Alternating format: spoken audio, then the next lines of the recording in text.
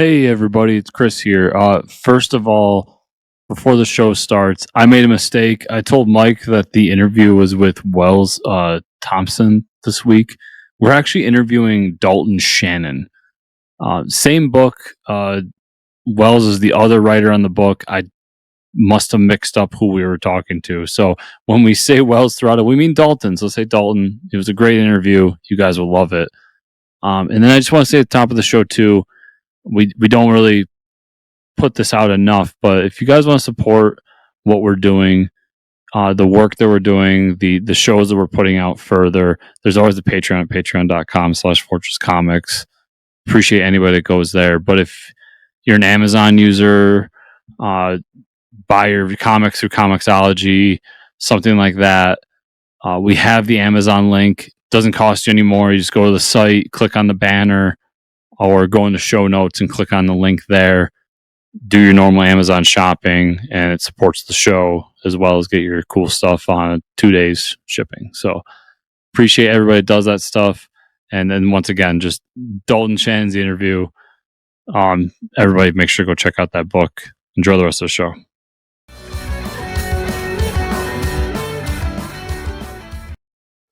Hello, everybody, and welcome to Fortress Comic News, episode 287.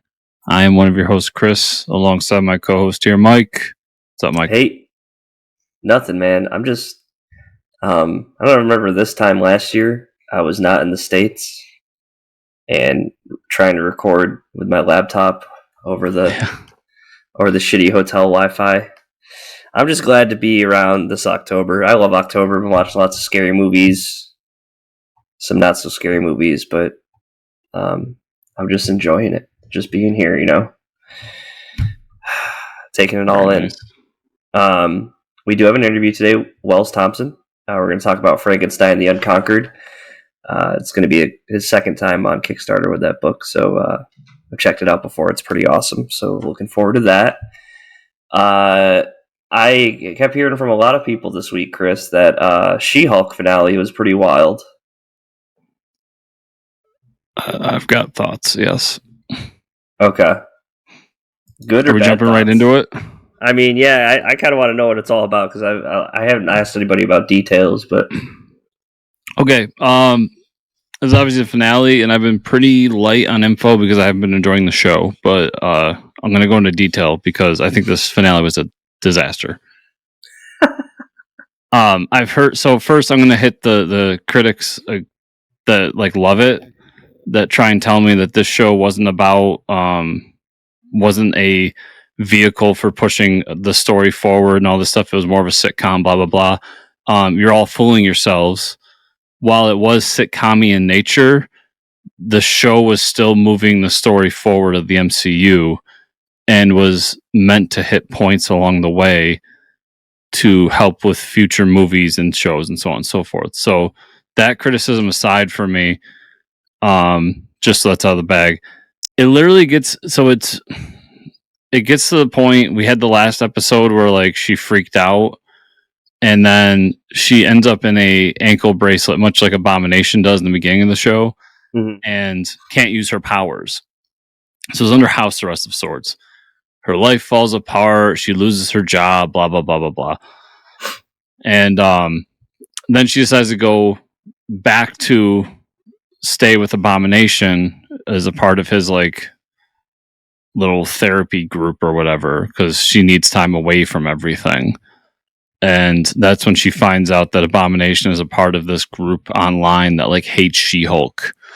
And this online group is exaggeration of a little bit of an exaggeration. I know there are people out there like this, but it's an exaggeration of the basically Comicsgate, people that hate her because she's female, right? And we find out that Abomination's a part of it, and blah blah blah, and then it goes fucking nuts, and Hulk shows up out of nowhere, and then Titania and it's just this clusterfuck of things, and that's when she stops the show, breaks the fourth wall, Oh yeah. Remind everyone here, I hate breaking the fourth wall. So can I stop you right there? So Okay. our mutual friend Patrick texted me and said Chris is gonna absolutely hate the season finale because of the fourth wall breaking. Yes. So I'm gonna put that out there. Like, I don't like that as a trope to begin with. So take that with what it is. He texted me that. I started cracking up. I'm like, man, Chris is gonna be so pissed this week. Also, I've had a lot of like family shit going on this week, so I actually ended up watching this with my dad too. So that just add this little funny like note in here. Yeah. And so she stops the show and is like, "This is ridiculous. This is out of control," which she's right. Yeah. And it goes like to a fake menu of the Disney Plus menu, but like the Marvel section, and she like breaks out of her thing and goes into another movie. At this point, my dad just like, "What? Wait, what happened? I didn't click anything." Oh my god. Which was great. Yeah, that's pretty funny. And then she goes to the quote unquote real world and like breaks into the writer's room and tells them like, "What are you doing?" And long story short, ends up going to find Kevin Feige. And what? Kevin Feige in this version of our real world, I'm using air quotes for the audio listeners, is a AI robot who makes the MCU. Then they continue to shit on everything they've ever made by saying it's formulaic and boring. Well, that's what all the movie critics say for sure. Like real movie critics, like directors and fuck shit those like people. Yeah, I take offense to this because while some of the MCU has become formulaic in nature, like it gets formulaic throughout the way. Like, to tell me that something like Winter Soldier is anything like what we're watching now. Like, yeah, get out of your own ass. But so they have this whole back and forth. They quote unquote fix her ending. Mm-hmm. And they take away all those elements I talked about before with Hulk showing up and everything. And then they go back to her world. And then they don't end the show.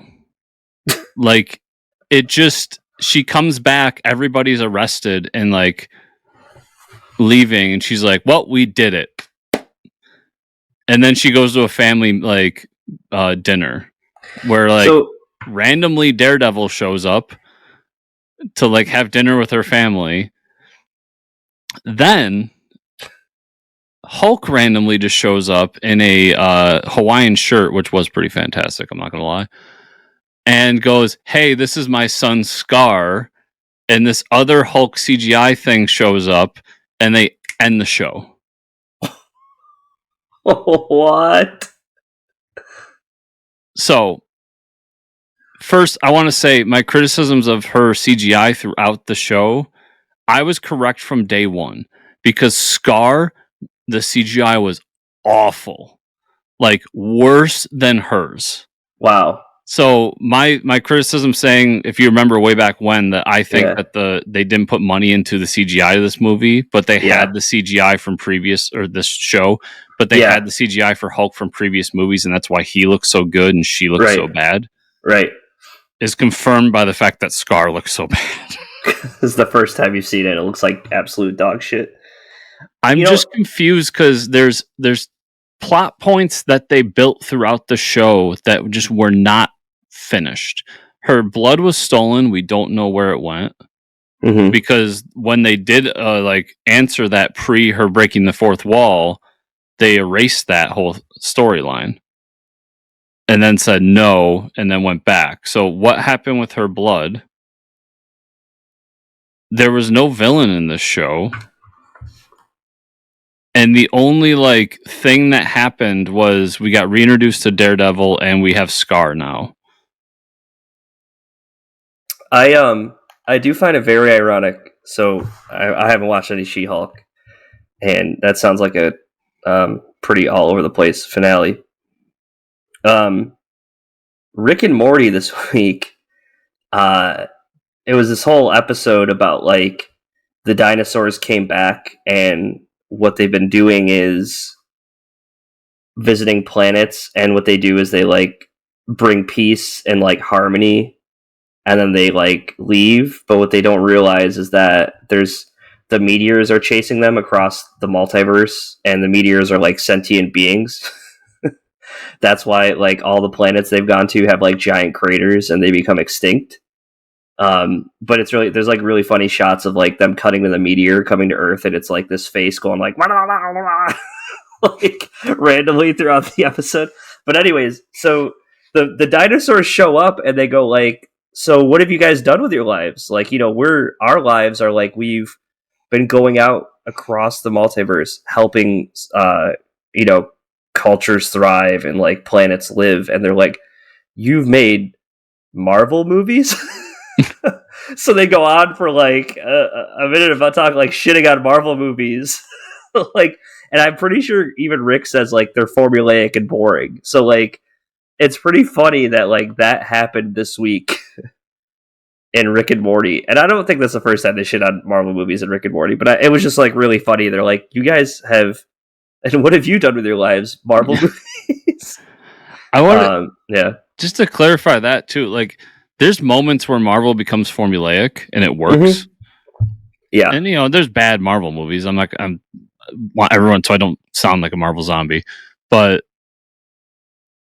even when they get formulaic, they then change the formula. Like, yeah, and it's not like Iron Man 1 and She-Hulk are the same thing. Even if I don't like one and like the other.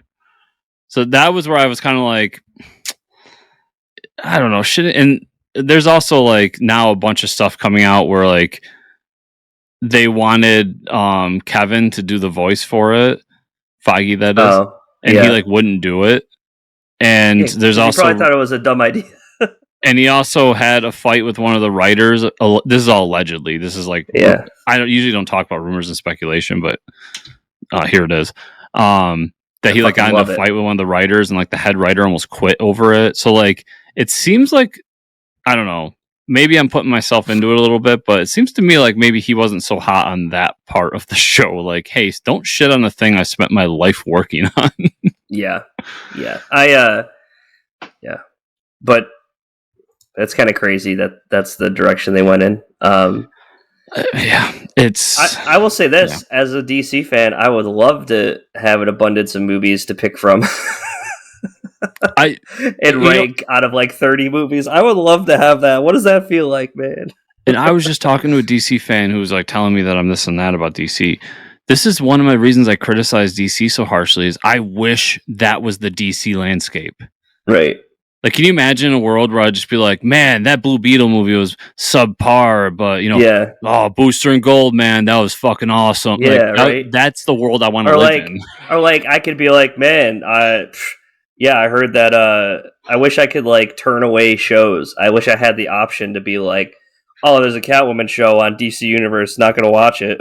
You know what I mean? Like, I wish there was that shit, but I don't have any of that. So here I am, just instead chilling. It's like, well, another Batman came out. It was pretty good, but it was another Batman.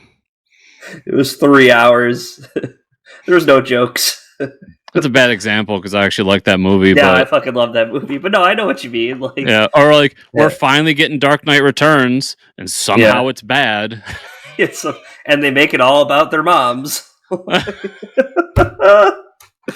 Oh no! Why do I deserve all this happiness? I want to tell that story again. I probably told it in the show before, but I had a friend who told I was like, Batman v Superman was coming out, and I was like, I'm gonna wait because I didn't trust it.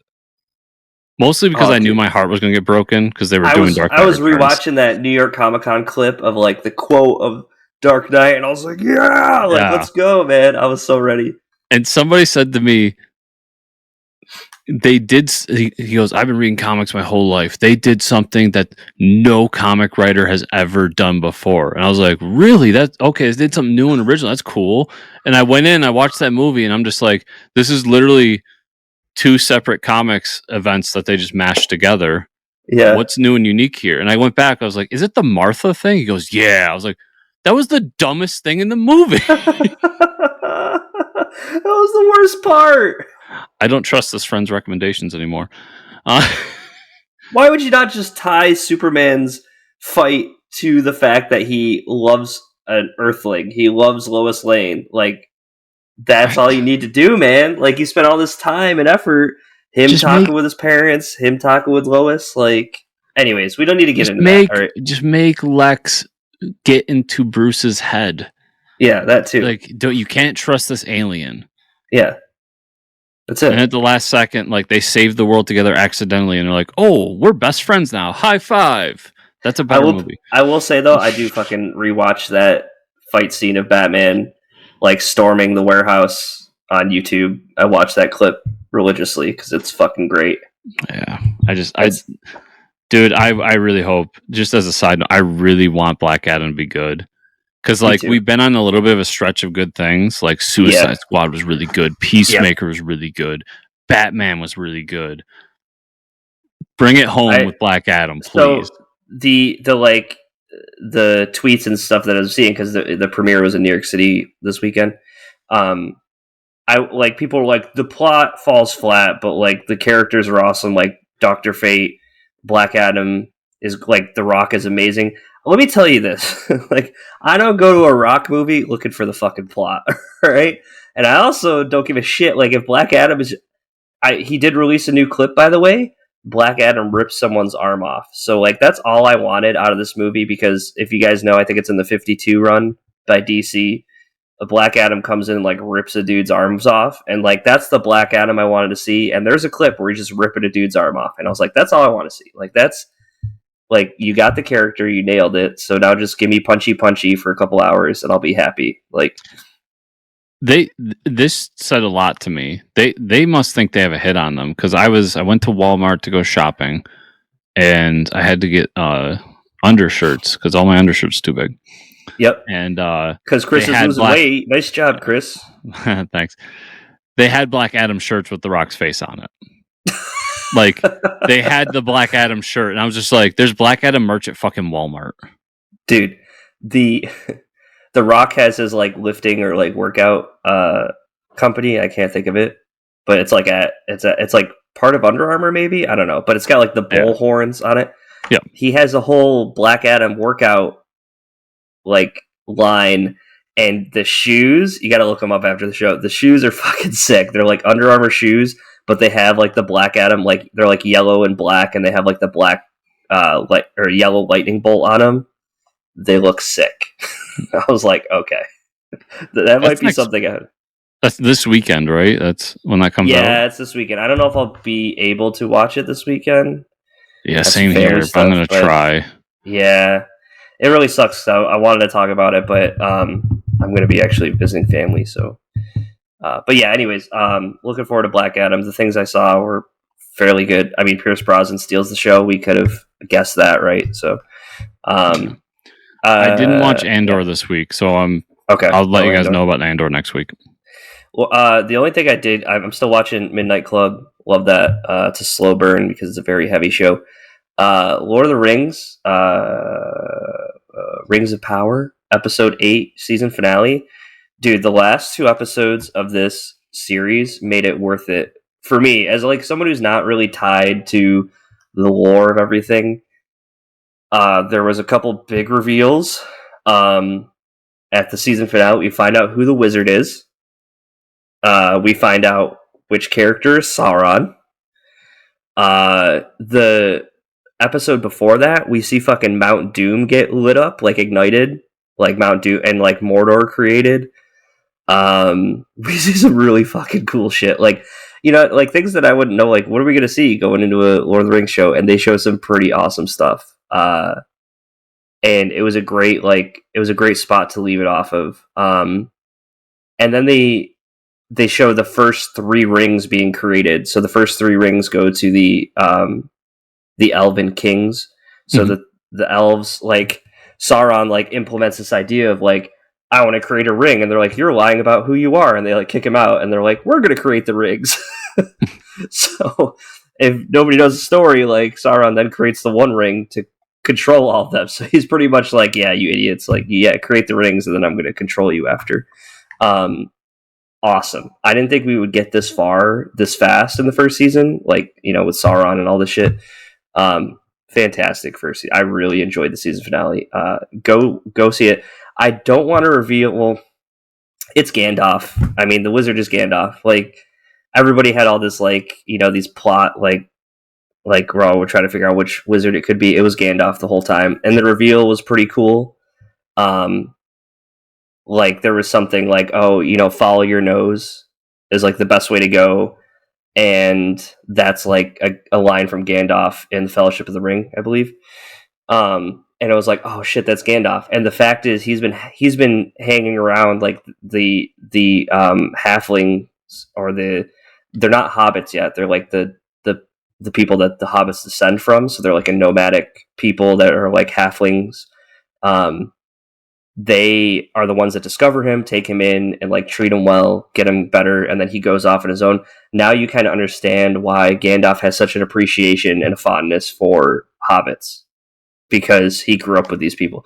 It's really cool. It was like, oh, this makes so much sense. Why did we not think that it was? Because they do little like things here and there to make you think, oh, he could be evil. Like, is he a bad wizard? It was great. I highly recommend the show for sure. Cool.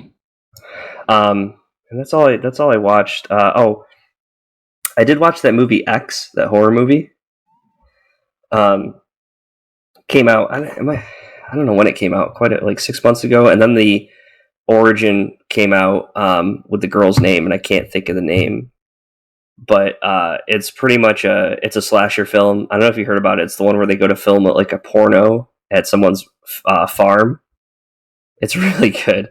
It's not that scary, but it literally captures like the 1970s horror of like a slasher film, like Mike Myers or some shit is like, and the like a lot of the dialogue, a lot of the noises and the music that happen, like they basically go to this farm to film the movies, and the husband and wife are like Hills Have Eyes, kind of creepy. Mm-hmm. Not like Hills Have Eyes like mutants, but like they definitely have just lived in the outskirts of town and like don't know anything else, and then they obviously just start killing people. There's a little more to it than that, but it was enjoyable. Yeah, I'm just trying to watch all my Halloween movies, you know. Yeah. Still making my way through Dahmer, but like I said, it's been a busy week. I haven't watched much anything, but it's still super fucking fucked up and super creepy. Yep. Movie news. This is kind of interesting. It's being reported that Harrison Ford will replace the late William Hurt as Thunderbolt Ross in the MCU. Assuming this is true, we will see Ford in both the Thunderbolts and the Captain America 4 playing the role. It kind of sucks because I like William Hurt a lot. I thought he was a great Thunderbolt Ross. He passed away. Yeah, I know. Yeah. It sucks. It sucks. It sucks that we have to replace him. Okay. Because Disney usually would like CGI somebody, but I'm guessing he's going to have a pretty huge role. See, like me thinking that they grabbed Harrison Ford, like this dude's almost 80, right? So like if he came in to film some like talking head scenes, like Amanda Waller style or something, that would make sense. But if he's like in a key part of the movie, like I think the reason for Harrison Ford is just the fact that he's going to turn the Red Hulk. Oh, so then he doesn't have to be on set all the time. True. He can film like his intro scenes, a few key scenes here and there, but the rest will be in a CGI booth. I don't know how I feel about like Red Hulk with Harrison Ford's voice. I don't know. People are excited about this, and like obviously, I love Harrison Ford. Like American Graffiti is one of the great movies of all time. Star Wars, obviously, Indiana Jones, but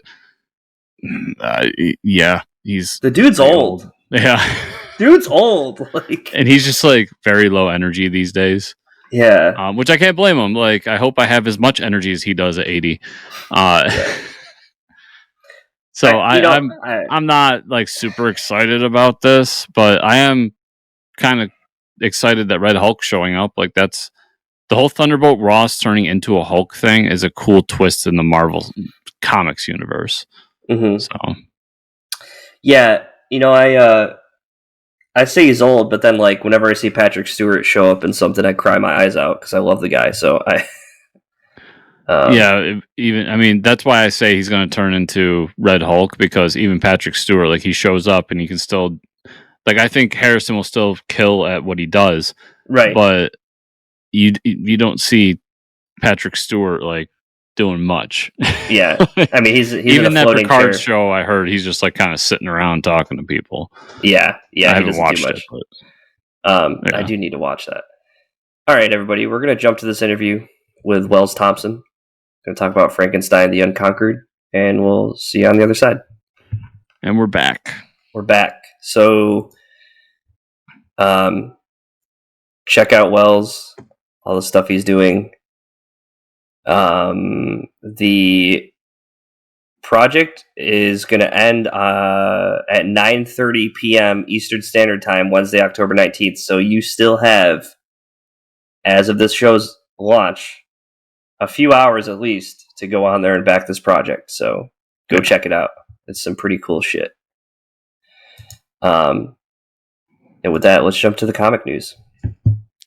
Yeah, it's almost like New York Comic Con was last week, because yeah, because now it's bare bones out there. It's pretty bare bones. Good thing I read a lot of comics. Disney is celebrating its 100th birthday in 2023. With this, Marvel has announced that the Amazing Spider-Man series will get Disney variant covers throughout the year. There'll be a homage to classic Marvel covers featuring Mickey and the gang. That's pretty cool. Okay, people are going to come out for that.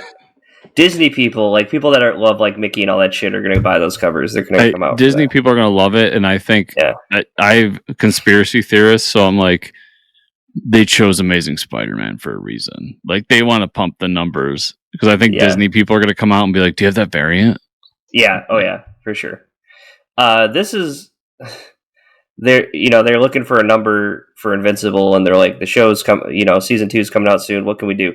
Invincible celebrating 20 years in 2023 with some new printings. I don't know if that's what, I guess you could do 10 years, 20 years, whatever.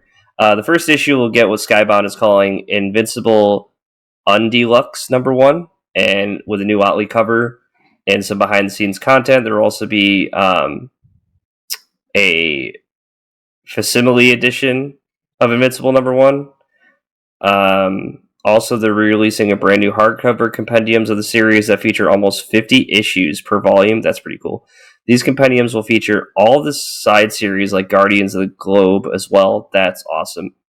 Skybound said that more announcements will come throughout the year, including but not limited to video games, tabletop games, merchandising, and more.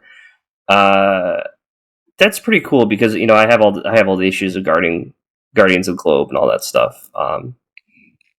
But that's interesting. Yeah, I'm going through this because much like you, I'm a huge Invincible fan. I'll probably end up getting those 2 issues just to add to the collection, even though I don't know how many versions of Invincible #1 I have. Yeah, right. I'm kind of waiting on pricing on those compendiums, because I have the whole thing in trades, but like nice hardcover compendiums. Yeah, it's a good excuse to go back and reread Invincible. Yep, I have the first volume of the hardcovers that they did before, but they're more like 10 issues each or something like that. Yeah, the what do they call them? Because Image does really cool hardcovers. Yeah. But yeah, I'm down with that. And then video game, I'll be interested to hear more about. Yeah, I'd like to see that. Skybound, if you're doing tabletop and you hire a good writer to do it, I would be down for a role-playing Invincible game. Yeah, that'd be pretty sick. Yep. That would be fun. And yeah, I'll wait to see. I'm sure the more is like season 2 of the TV shows coming out, everybody. Yeah, right. Exactly. But I love Invincible, so I'm glad more people are going to get their hands on it. Yeah, me too. And I saw Otley did some crazy covers for New York Comic Con in San Diego. They had variants with like Battle Beast and Thrag fighting on the covers. I really wanted to get my hands on one of those, but they're like $200 on eBay, so I won't be doing that. I'm also curious because you remember that Skybound X25 they put out. I don't think you read it. I didn't read all of it. I read some of it. But they had the Battle Beast story in it, and it said like to be continued, maybe. Yeah. And that was Otley art, but like, maybe I'm dreaming a little bit here, but do you think Otley will walk away from Hulk to fucking do a Battle Beast 6-issue series or something? Oh my god, Battle Beast. Because that's really what I want. I want another side book out of this world, and I want it to be Battle Beast. Do 100 fucking issues of Battle Beast. I'll be there. For it. I'm hedging my bets by saying just give me a mini series at least. Like you're talking to the dude who ordered the Battle Beast T-shirt from Diamond, almost 10 years ago, and I still have it. I still wear it all the time. Oh yeah. But, trust me, I would love it too if like Otley's just like fuck Marvel, let's go do Battle Beast for another 10 years. Image is like, here's a boatload of money. Oh my god, that would be amazing. But I almost wonder if that does happen, it'll be Otley. It'll be the reverse where Otley does it for 6 issues, and then somebody else takes over, much like Otley did for Cory Walker. Yeah, that'd be cool. I mean, if we learned anything from talking to some Marvel people, is that when something comes out, it always helps to have a comic book release at the same time. So maybe around Invincible season 2, we could possibly see something. I don't know. We'll see. Yeah, I don't expect Invincible to come back. Like it ended pretty. No, but like at least a Battle Beast book. Yeah, but I hope we get a shit ton of Battle Beast in season 2 of Invincible. Would be great. Fuck yeah. Okay, let's talk about what we read this week. I'm pretty slim, as I've said many times throughout the show. Shit going on this week. I caught up on some stuff that you talked about last week. So I did read Junkyard Joe by Jeff Johns, Gary Frank. Great war story, like you said. A little bit of a twist because he's a robot. Spoilers. Minor Nixon. Threats. Yeah, Nixon. Minor Threats number 2. Oswald Bloom. Pat Oswald can write a comic, man. I thought it was a really good issue, solid issue. We get to see a lot of shitty villains. I think Patton's having a lot of fun with this book, and I'm interested to see where it's going. Yeah, I'm really liking it, so I will keep reading that one for sure. And I think that's all I had to catch up on last week. So from our buddy Christopher Salhoff that we talked to last week, crit number 0 and 1 I read so far. Kind of like we talked about in the interview, fun superhero stories mixed with RPG stuff. Really liked it. The Kickstarter's up now, so go check it out for issue 7? 6. Thanks. Which, by the way, we didn't get into it in that interview. I looked at the Kickstarter because I ended up backing it. Yeah. Like, very cheap. Yeah. Like, the print, you can get all 7 issues, 0 through 6, for $30. Yeah, that's crazy. Yeah. That's so cheap. And digital's even cheaper. Yeah, I bought digital. Bloodborne, Lady of the Lanterns number 2. I almost forgot Cullen Bunn was doing Bloodborne series. Kowalski. I just like to say Kowalski because that's the artist. But this was that free comic book day issue, and then they released the issue 1, and then this one came out. I think there might have been a delay because it's been a while.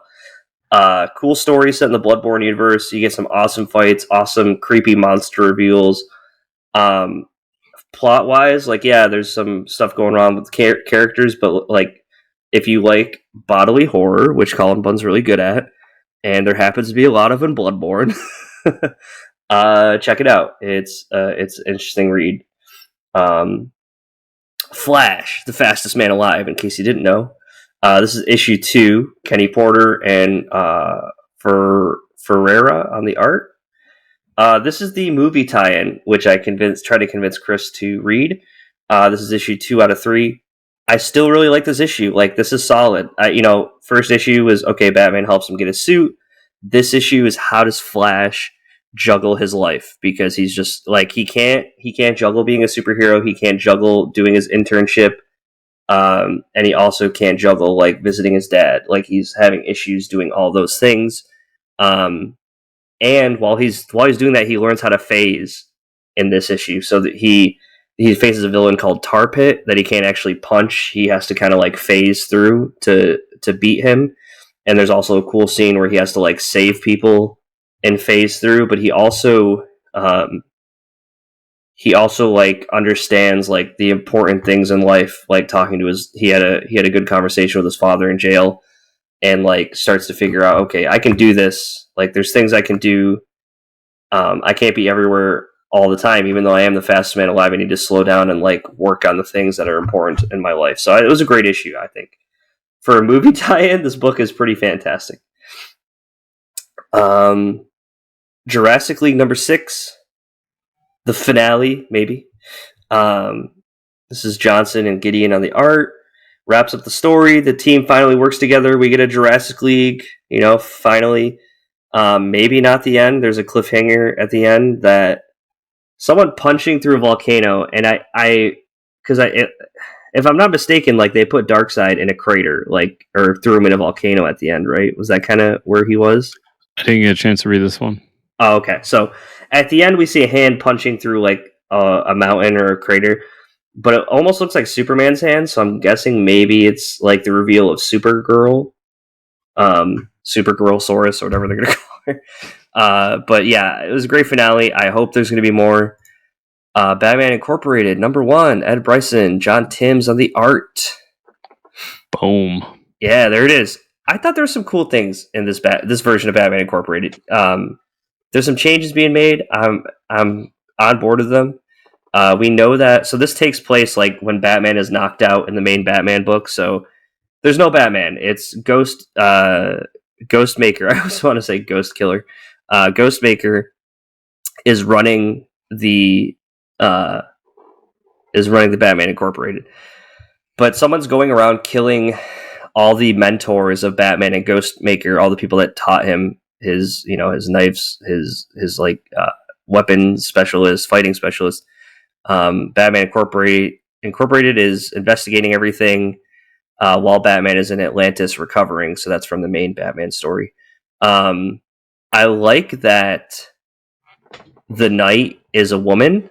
In this iteration from England, because there's some funny dynamics there of like she's always like, yeah, there's always a struggle for power between the men, like they're always arguing like I should have been in charge and stuff like that, and she's like trying to convince another woman to join the club. She's like, why would I join? This looks awful.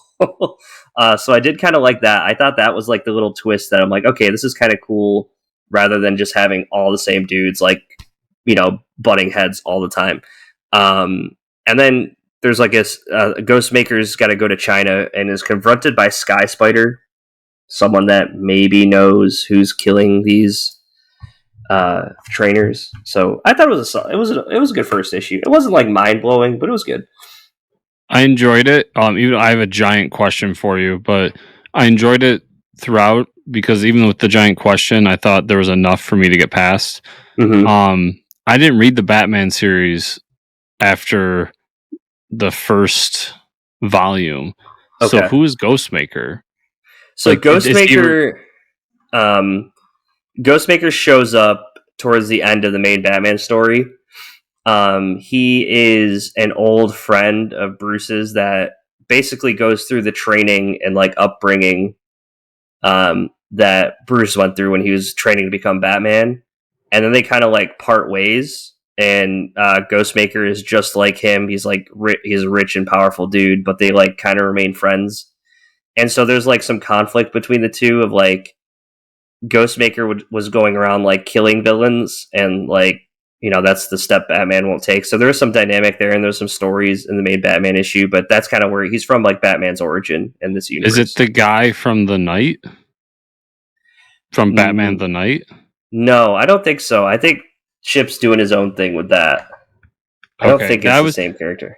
Even with that, like they say enough to be like, we trained together and these are our mentors or the people who trained with us. So it's like, okay, I understand what's going on. It's not like it was so gaping that I couldn't get what was going on. Yeah, I enjoyed everything in this, even down to like Batman of Japan being like, Can you guys not call me Batman Japan? Because Yeah. kind of weird, especially when Batman China showed up. Yeah, right. So I guess Ghostmaker was a childhood friend, so he might have been like I guess both of those guys can exist together, but they're younger. I don't know. I don't know what is going to be like the actual origin, but yeah, he's from Batman's past and shows up. Okay. DC Terrors Through Time #1. This is lots of writers, lots of artists, an anthology series. A lot of fun stories in there for Halloween, folks. Fun Phantom Stranger story. Don't get enough of him. There's a Super Sun story in there, Chris, where they switch costumes. Pretty funny. So Damian is dressed as Superboy, and Superboy is dressed as Damian, and actually helps them like defeat a villain at the end. Really cool. Now I have to go buy a copy. Yeah, but it is not. It's not by Johnson. It's by someone else, but it is a great Super Sun story. You mean Tomasi? I'm sorry, it's not by Tomasi. Yeah, Oh. but it's still good. There's a JSA story, really good, and there's a Swamp Thing story. So there's more than just that. There's a story with like the Poison Ivy and I don't know, Harley Quinn. I didn't really care for that one, obviously, but that's not for me. I know Swamp Thing's not for everybody, but I love Swamp Thing, so I was glad to see him there. I think it was solid. I love those events that they do. So, yeah. Census #2. This is Mark Bernardin and Freeman on the art. This is where the guy's going around trying to get a census poll of all the fantasy creatures and like demons and stuff that live in the city. I thought it was a great second issue. It starts off where he's like in a bar with leprechauns trying to get them to sign the census, and he like offers them all a free pint of beer if they sign it. So they all start lining up. And then there's this whole story where he's trying to find a djinn, like a genie, and from that story he gets a few wishes and he uses a couple, and him using the second wish is him realizing, oh shit, I have 3 wishes, so he can use his third wish probably by the next issue. I thought it was solid. Bernardin is killing it, man. I love that first issue. Yeah, he's a lot of fun. Maskerade #2, Kevin Smith, Andy McElfresh on the art. Andy McElfresh writing it with Kevin Smith, John Sprengelmeyer on the art. Took a very dark turn in this issue. The head of the tech company that is like in charge of the face transplant technology is not good, and it looks like Maskerade is taking out like the executive team one by one. And the cop there's like some cop on the ground who's just like investigating it, gets his like family killed and house blown up. It's like really fucked up. So, yeah, I think it's a great issue. It's a lot darker than anything I've seen Kevin's write. I think a lot more gory, I would say, but it doesn't make it bad. So, and then one more book. So I am reading some before I get into this book. Reading some Junji Ito stuff. He's a manga writer and artist. He does a lot of great horror stuff. If you hear horror and manga, it's Junji Ito. Picked up some anthology stuff from him. Fantastic. It's great for the Halloween season, everybody. I've heard his anthology books are really good. Yeah, some of the short stories are pretty gnarly and like unsettling. So he does a really good job of that. Yeah, I'm loving his stuff. Now I know why the hype is there. Okay, a little fun issue this week that kind of took me by surprise. Hitomi #1 by H.S. Tak, Isabella Mazzanti on the art. They're not very well known, I would say, especially Image Comics. Especially Isabella. She's doesn't have that many followers or anything yet. Her art is really good. It's a book about it's a samurai book, like a old school Japanese cinema style story. A young girl who's like a drifter is looking for a samurai that killed her family. She meets a lot of people on her journey, and it almost looks like we get the samurai as revealed, but he's kind of changed his ways now that he's older, and they kind of come across each other. So that's kind of where the story is. She's met some people that are like taught her things, but she's obviously got her own mindset because she like grew up as a drifter. I thought it was a solid first issue, and I love samurai stuff. I love Japanese cinema, so this is right up my alley. Hitomi #1, and that is what I had this week, Chris. Before I start, did you ever watch Star Wars Visions? No, I did not. Okay. You should watch the first episode. Okay. Because it's very much a Japanese-inspired version of Star Wars where the lead character is a Ronin. Oh, and I don't want to spoil, or I kind of have to spoil the twist here in a minute, but the twist is that he saves this town. It's called The Duel. He saves this town and fights another Sith, and you find out he's a Sith. So with that, cool. I have Star Wars Visions, number 1. Nice. Kind of a follow-up to that. This is done by Takahashi Okazaki, who I'm pretty sure is the creator of Afro Samurai.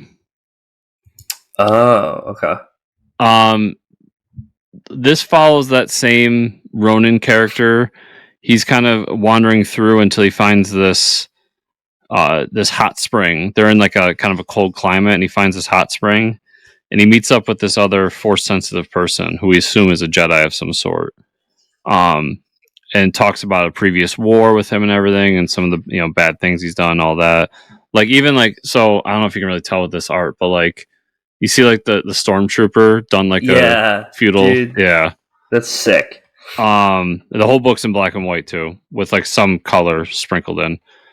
And then so we end up finding out that this guy is a Jedi, and he's been hunting some Sith throughout the land, and it's our lead character. Long story short, it's what if this like Jedi or Sith Ronin fought Afro Samurai, because the design of the Jedi is Afro Samurai, his fighting style is Afro Samurai, and it's done by the creator of Afro Samurai. Really fun, quick read. I really like that first episode of that anthology series. Cool. So that was cool to get. All my books are number 1, by the way, this week. Nice. Sticking with Star Wars, I don't talk about Star Wars much, but it's a bunch of new number 1s, so I thought they were cool to introduce to people. Star Wars: The High Republic, number 1. This is bringing back the High Republic. This time it's still Kevin Scott and crew, but it's a new lead character. This guy goes to Jeddah and is being stationed there. Runs into like some of the different religious aspects of Jeddah. It's like not just the Holy Land of the Jedi. It's almost like this is all based off of real life. And there's different religious sects there that are like infighting about the Holy Land. Okay. And this guy we didn't find out there's something going on in the town where somebody's going around killing people, and our lead Jedi runs into him, and he ends up killing that Jedi. And that's when the story kind of twists, and you find out that it's not really about this guy even following the whole issue. It was a cool twist. I really like the High Republic. I've said it a bunch of times for like lapsed Star Wars fans who want cool Star Wars, but are kind of sick of the Skywalker era. This is a cool place to jump in, meet some new characters, see some familiar tropes, but in a new light with a different backstory. So really like High Republic. And then my last book was Namor the Submariner, Conquered Shores Part 1. Nice. So it's Namor on Waterworld. It's like the short version. But we start off like these people on land are trying to get something from the sea, and they think they got away with it. And that's when Namor shows up and basically tells them to stay the fuck out of the ocean. Okay. But then we go down, we find out that like we go down to Atlantis, and Atlantis is thriving, obviously, in this new world. We get the backstory of what happened. So Namor kind of talks about how like people were ruining the world and all that, but what really happened was the Kree came down and just accelerated what we were doing.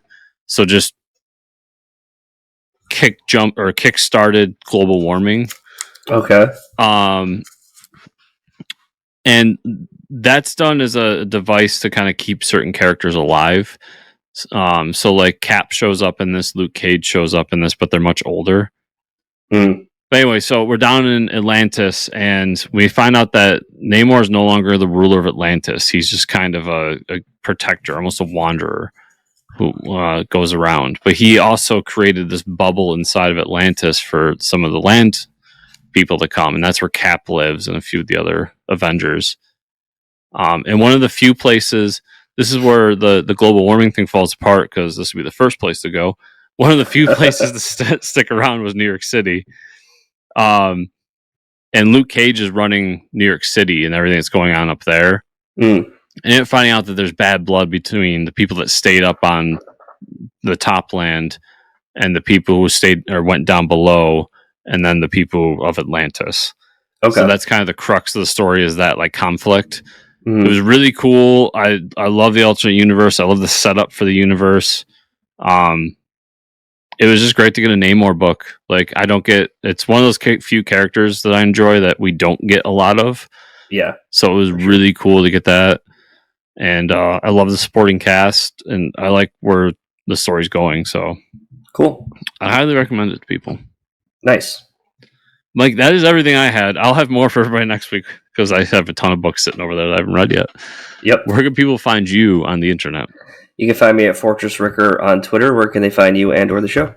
You can find me at Fortress Chris on Twitter. You can find the show at Fortress Comics _ on Twitter. Also at fortresscomicnews.com.